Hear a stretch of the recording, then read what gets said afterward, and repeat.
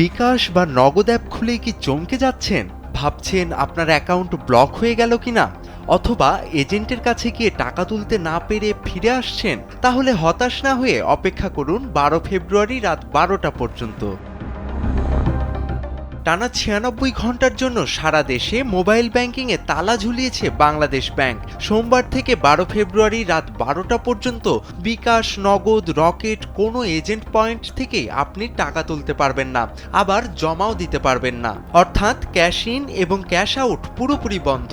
নির্বাচনকালীন সময়ে ভোট কেনাবেচা আর অবৈধ টাকার ছড়াছড়ি বন্ধ করতেই সরকার এই কঠোর নিয়ম করেছে।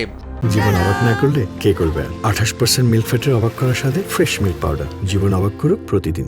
এখন প্রশ্ন হলো, এই সময়ে কাউকে কি টাকা পাঠানো যাবে? যাবে, তবে সেখানেও আছে বিশাল বাধা। আপনি কাউকে টাকা পাঠাতে বা সেন্ড মানি করতে চাইলে একবারে 1000 টাকার বেশি পাঠাতে পারবেন না। আবার দিনে 10 বারের বেশি লেনদেন করা যাবে না। তার মানে দিনে মোট 10,000 টাকার বেশি পাঠানোর কোনো সুযোগ নেই। তবে এসবের মধ্যে স্বস্তির খবরও আছে। আপনার ফোনে রিচার্জ করা যাবে আগের মতোই। বিদ্যুৎ বিল, গ্যাস বিল বা পানির বিল দিতেও কোনো সমস্যা নেই। এমনকি দোকানে কেনাকাটা করে পেমেন্ট করার সুবিধাও সচল রাখা হয়েছে। সরকারি ফি বা স্কুলের বেতনও দেয়া যাবে স্বাভাবিক নিয়মে। আর 12 ফেব্রুয়ারি মধ্যরাত পার হলেই সব সেবা আবার আগের মতোই চালু হয়ে যাবে।